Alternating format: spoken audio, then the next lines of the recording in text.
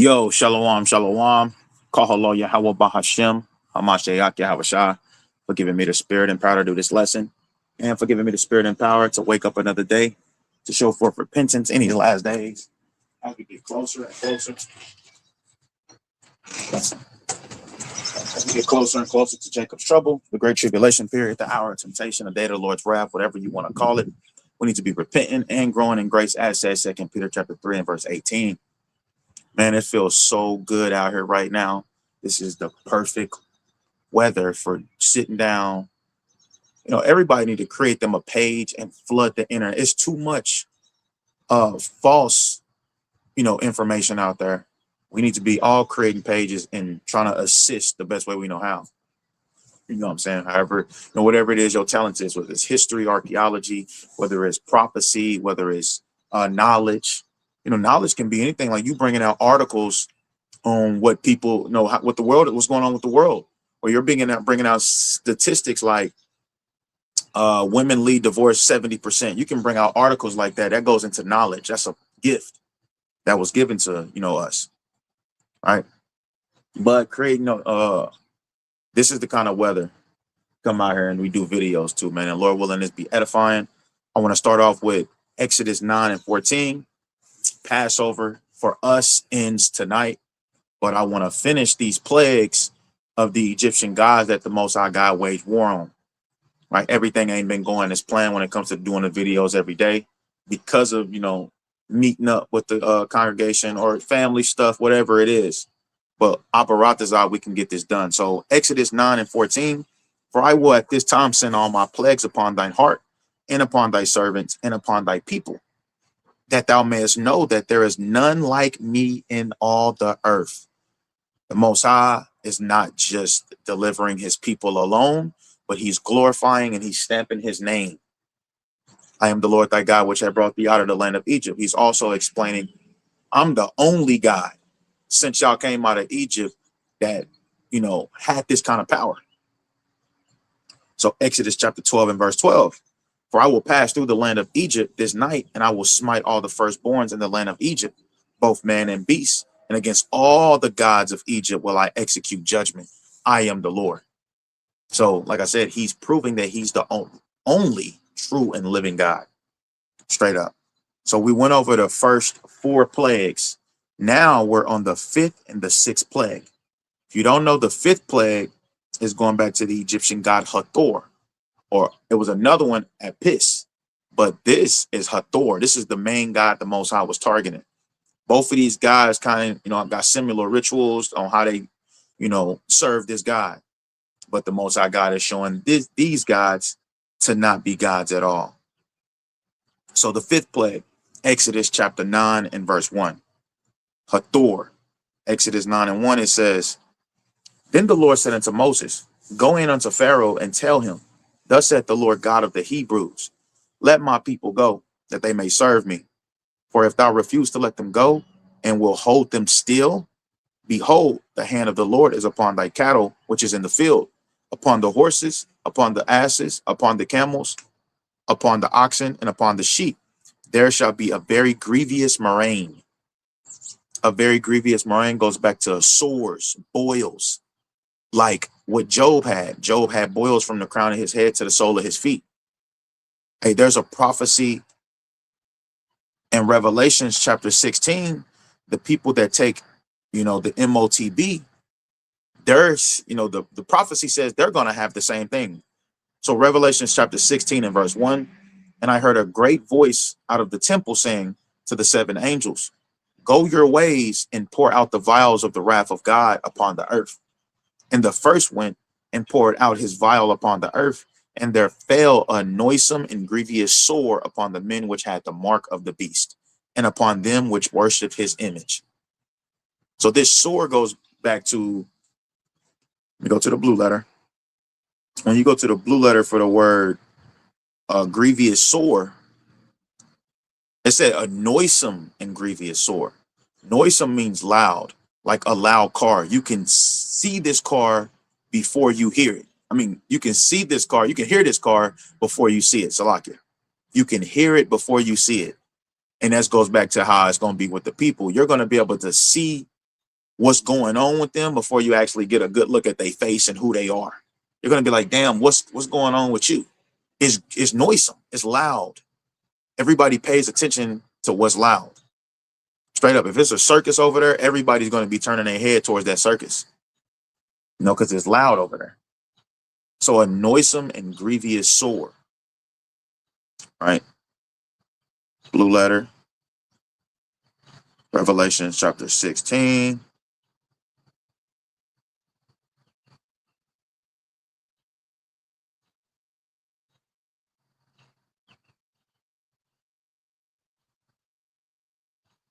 Salakia. So Revelation chapter 16, the Strong's word is Strong's G 1668. Helkas. Helkas. Right? So it's Helkas. And the word is a wound, especially a wound producing a discharge, pus, a sore, and ulcer. So that's what's going to be going on with the people that take the mark of the beast. Why? Because you're not supposed to be putting no damn nanotechnology in your body. That's what that COVID, that's what that was about, putting nanotechnology in your body so that this chip, when they come with it, can work. But of course, they had to let all the conspiracies that they call conspiracies die down first. That's why 6-7 years later, and they still haven't did it, but they are going to do it. And we're still patiently waiting for them to do it. Ultimately, it's the Lord's prophecy. So it's going to happen for sure. So Helkos goes back to a wound, especially a wound producing a discharge pus, which means this is a physical wound. We know what discharge and pus is. You ever had a pimple? You had a pimple for, and what comes out of that is discharge, pus. Straight up. And the same thing was going on with Job. When you read Job chapter 7 and verse 15, I believe it is, but you got to get it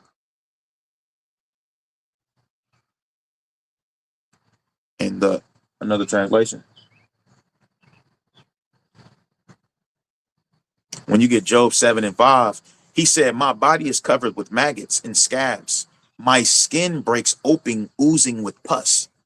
So this is the same thing that was going on with Job. This plague, the Most High, this plague has always been here. And it's going to be here until the chariots come. But I'm showing that these are the same kind of thing the Lord put on the cattle in Egypt. If you notice in Exodus 9, he said, I'm only going to put these on your animals. Why? Because there's a God behind. Let's keep reading.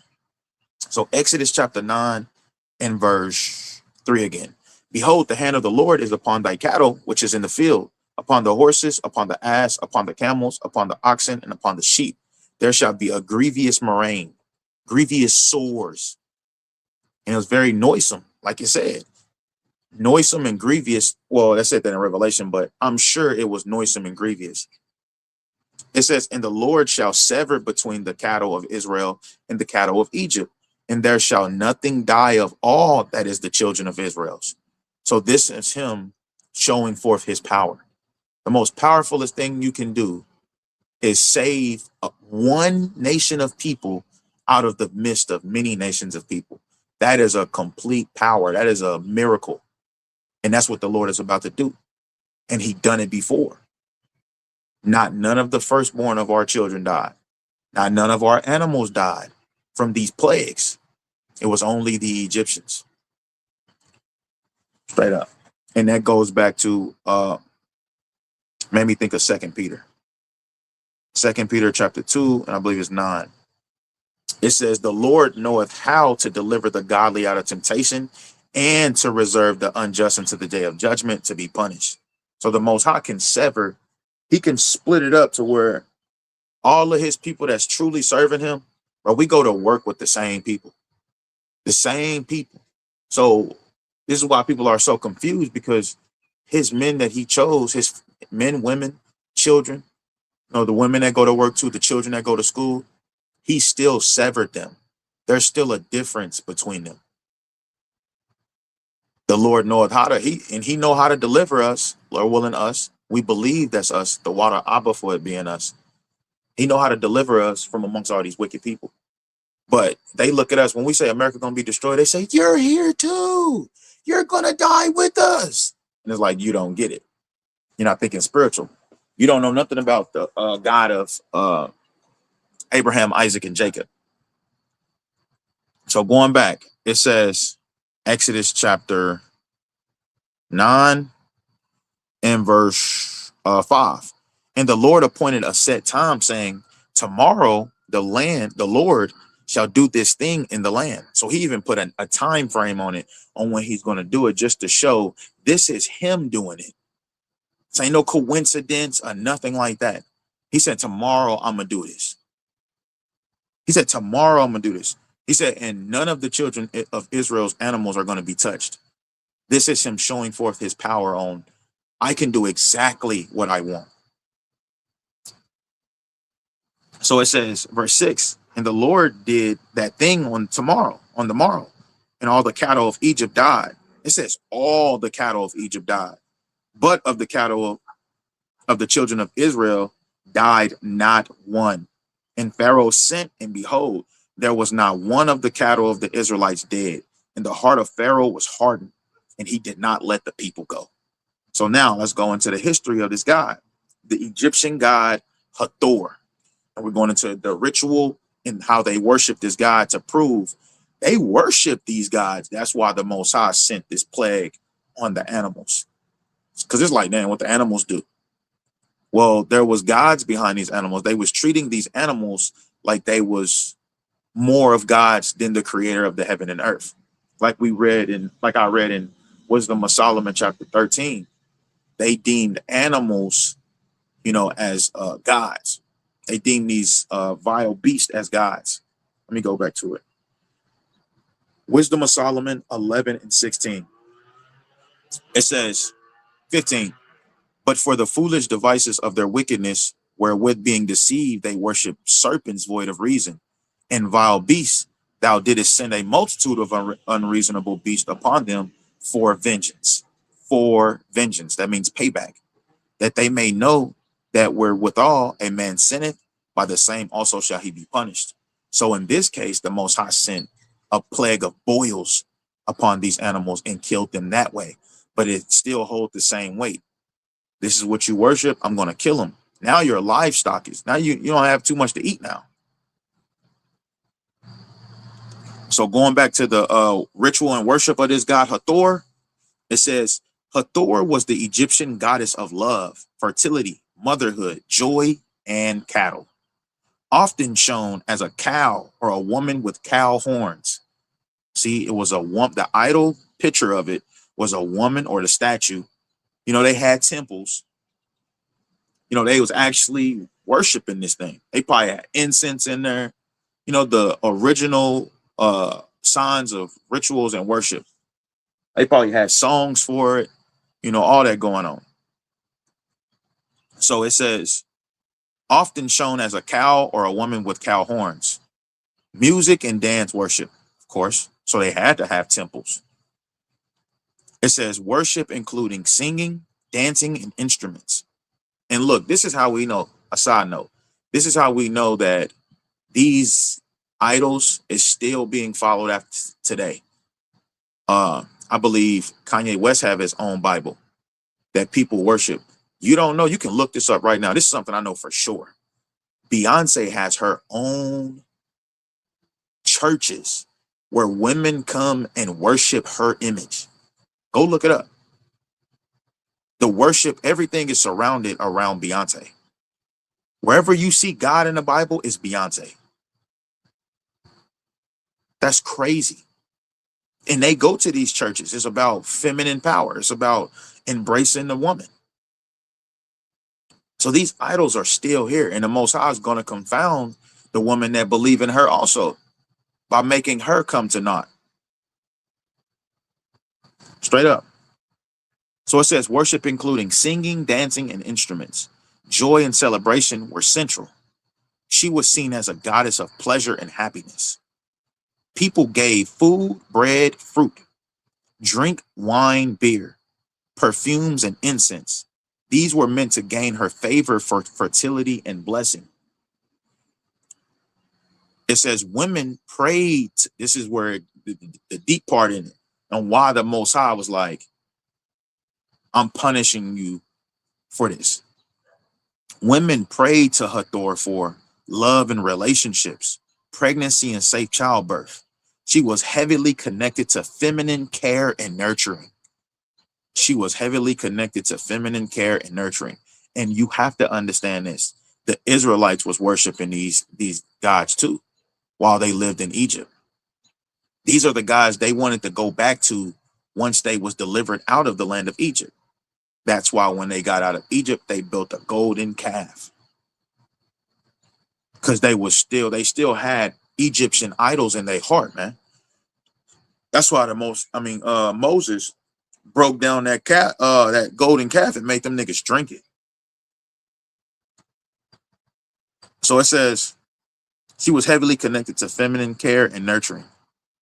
Cows were linked to her and seen as sacred. Bulls like Apis also connected to divine power and fertility. Large celebrations like at Dendera,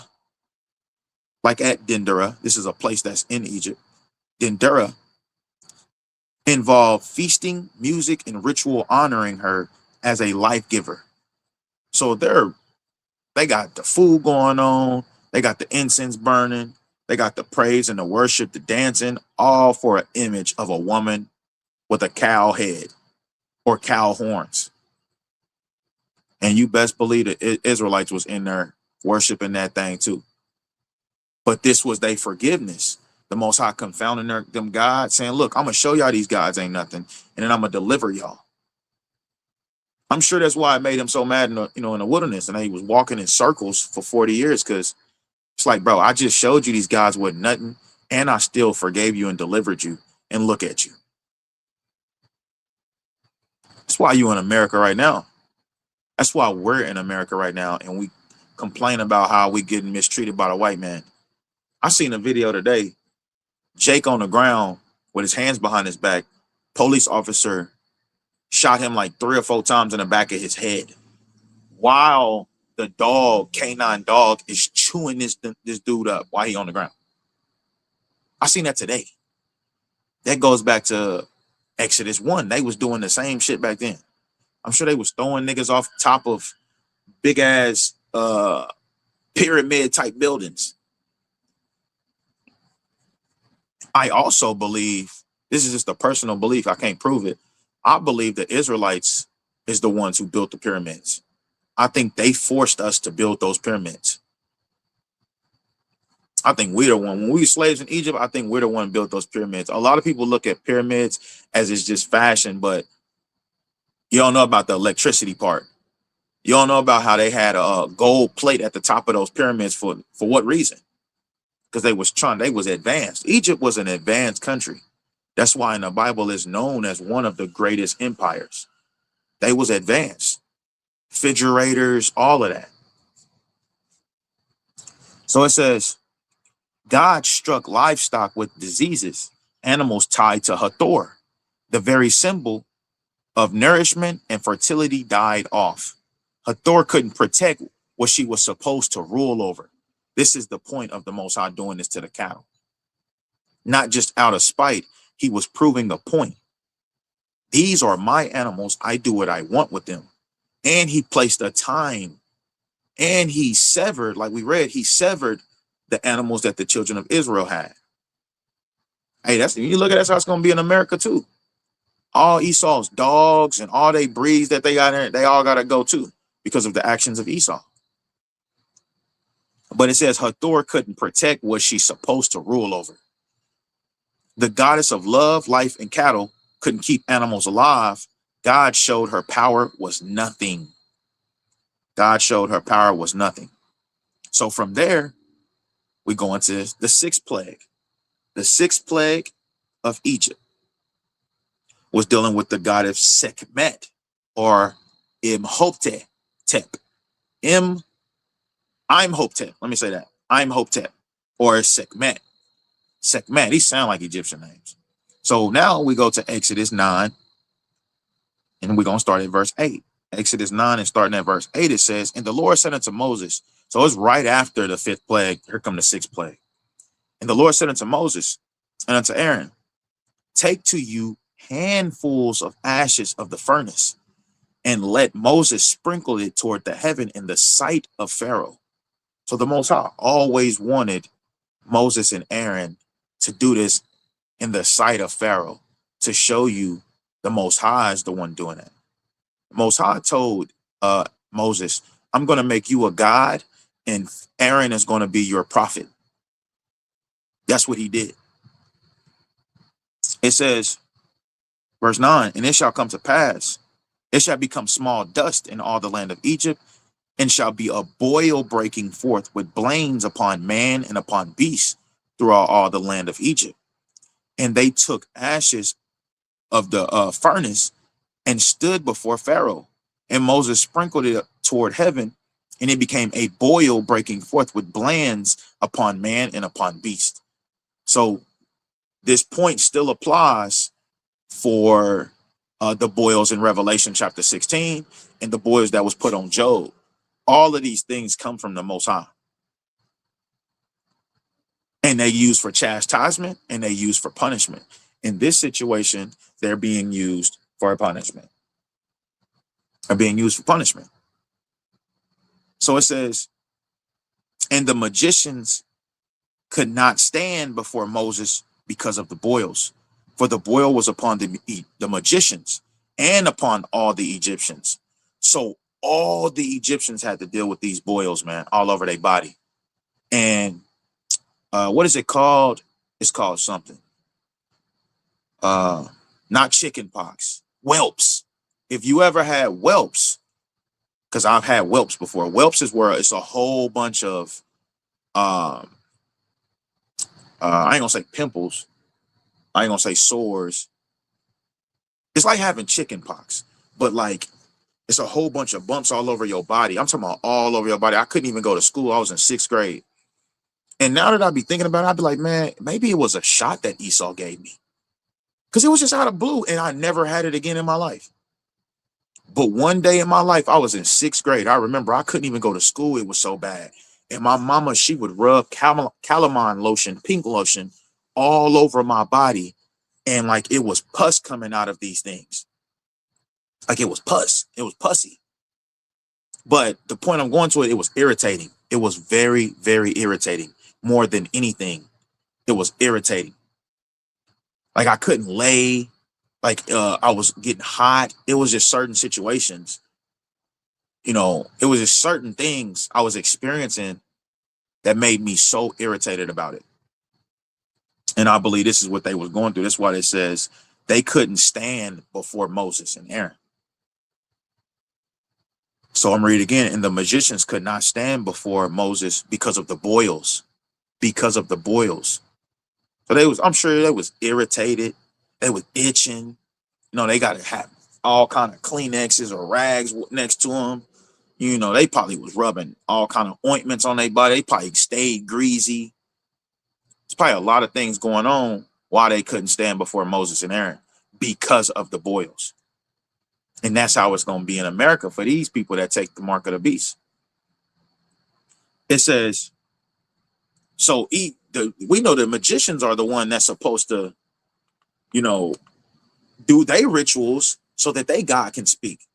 But once again, their God is not speaking. Right? Their God is not speaking once again. So let's keep reading. It says, verse 12, and the Lord hardened the heart of Pharaoh, and he hearkened not unto them as the Lord had spoken unto Moses. Now going into the 6th plague, sehkmet, I'm Hotep. It says, appeasement rituals. Oh, so like it's the goddess of war, plague, and healing. So it was the goddess of plague. I'm sure that was the main worship of this God on why the Most High sent this 6th plague, which is a sick plague. So it's the goddess of war, plague, and healing. So the Most High sent these boils saying, okay, we'll heal your people then. Heal your animals. So even the magicians had it. So I know they was discouraged when they was doing their rituals, man. They like, man, this shit burn, bro. This shit getting on my nerves. It's irritating. I'm scratching all day. So they probably getting irritated with their God, with their idol. They getting irritated with it. If you really look at it in reality, that's how I like to look at things in reality. You know, everything, every single word they were saying wasn't recorded, but you can just imagine how they was complaining. Like, man, damn, like, bro, so like this God that Moses and Aaron, every time they pop up, this God is doing this. And it's happening exactly how they say it is. And then when it's time for us to call on our God, nothing happened. You think they wasn't having conversations like that? I'm sure that's why a great multitude left with us. They like, bro, I'm going with y'all. Y'all didn't prove way too much. So it says appeasement rituals. Priest offered Slovakia.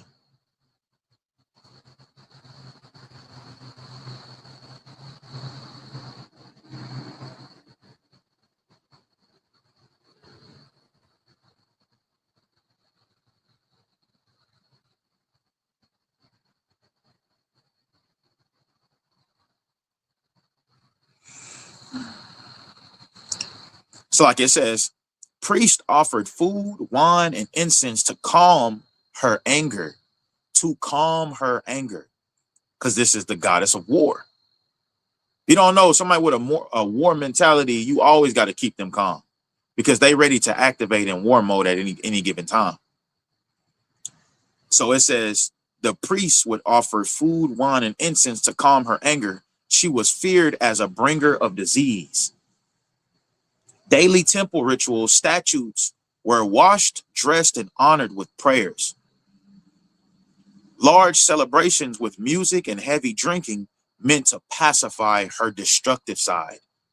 You see the ideology that they coming up with to make it seem like this God is real? It's like, bro, y'all doing all this. And I'm sure they had even deeper, dumbass reasons behind it. Like somebody actually waging war against them.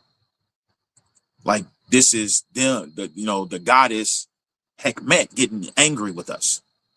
This is their ideology behind it. Or if there's any kind of diseases, Hekmet is angry with us because we didn't do this right. You didn't clean her statue right good enough. We don't gotta get a wash rag and clean our God, man. We don't gotta wipe him down. We don't gotta put gloss on him to make him shine. We don't gotta do these kind of things. In fact, he do that to us. All praises. That's why our God is the most important God. We serve the God of heaven and earth. Straight up. So it said also, people prayed to her both to send away sickness and heal the sick. Now, when you go to certain hospitals around you, they be having certain statues in these hospitals, and this is what they dedicate their gods to. If you ever notice, when you go into a hospital, it ain't nothing but chemicals. It ain't nothing but drugs in there. There's nothing from the earth that actually heals you in hospitals, like aloe vera. Straight up. You got, bro, they did an 8-year-old girl. She lived in Texas, I believe. They had to move her to Colorado because Colorado was the only state where weed was legalized, but this weed was healing her from seizures. I believe she died later on in life, but it stopped her seizures so much that they tried to pass executive orders to make it to where this 8-year-old girl can deal with weed. Like, she can eat it. She ain't smoking no blunt or nothing, but they was putting it in her food. They was giving it gummies. And it was helping her ease her seizures. Cocaine, that's a good healing product also that comes from the earth. Coca leaves. What does it do? You can, the Native Americans, they would get cocaine and they would put it over wounds and it would numb the wound so that they can stitch it. That's what they would do. All of these plants that's been turned into evil originally is supposed to be used for good. Straight up.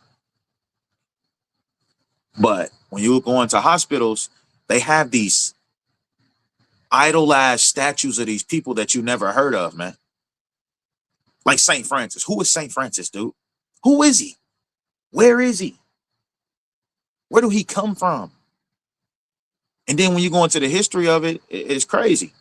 Like me and the brothers, we was going over I was showing the congregation, and I actually put this on my page too. Let me see if I can still find it. It was going into IMSA and how IMSA goes back to Saint. It's like the snake wrapped around in the pole.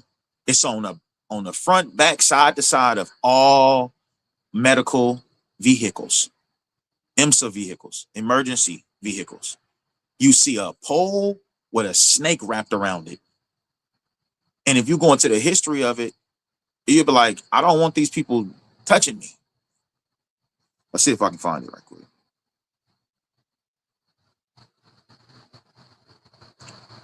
But it's the same thing going back to the Egyptians, man.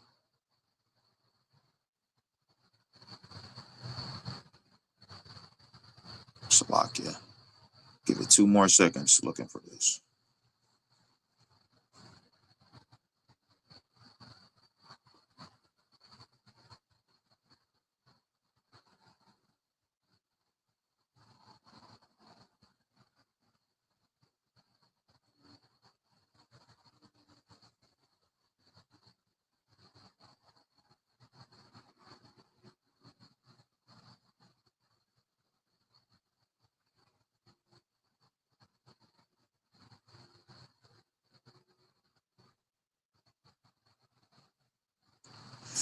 Okay.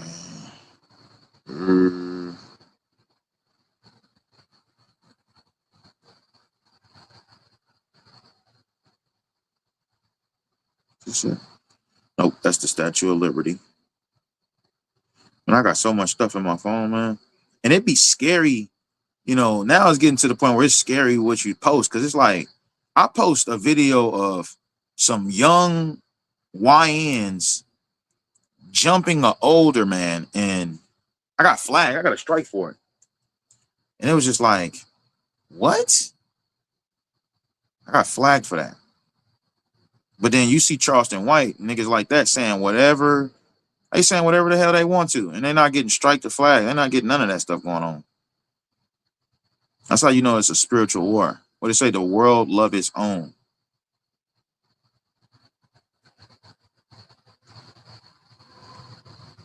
The world love its own.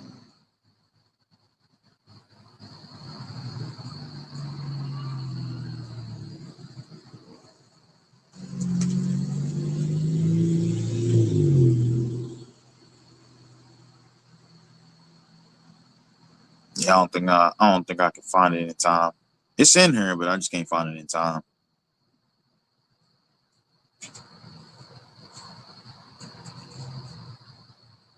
But it was good. It was going into how,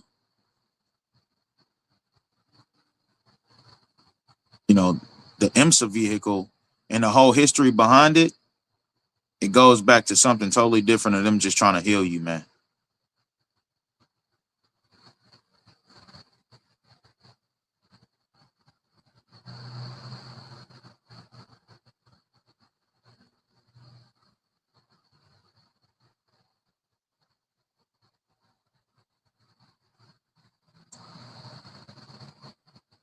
Okay. I'm just eager to find this, man.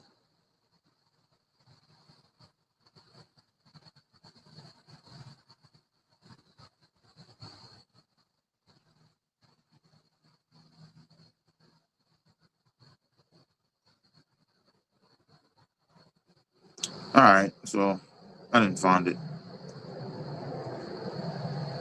Okay, I didn't find it. But it was going into the history of that, man, and how crazy it was. It's crazy how, people that's supposed to come rescue you, they showing you right on their vehicle. That's not what they about. So, okay, so it says, I'm Hopte, defied healer and wise man. Healing people went to his temple seeking cures. Food, small statues, and written prayers asking for healing or wisdom. Incubation, sick people stayed in temples hoping to receive healing, visions, dreams or visions, guidance in sickness and diseases. So to bring it all home, God sent painful skin diseases across Egypt. These were the very areas Sekhmet and Imhotep were supposed to control. Even magicians, priests couldn't stand because of the boils. The gods of healing couldn't heal. God showed he alone controls sickness and health. So again, we're proving that the Most High God is the true and living God, going back to Exodus chapter 12 and verse 12, and going back to Exodus chapter 9 and verse 14. He is the one. He is the true and living God, man. And all the earth will worship him one day. All the earth, heathens included. So until next time, I'll say shalom.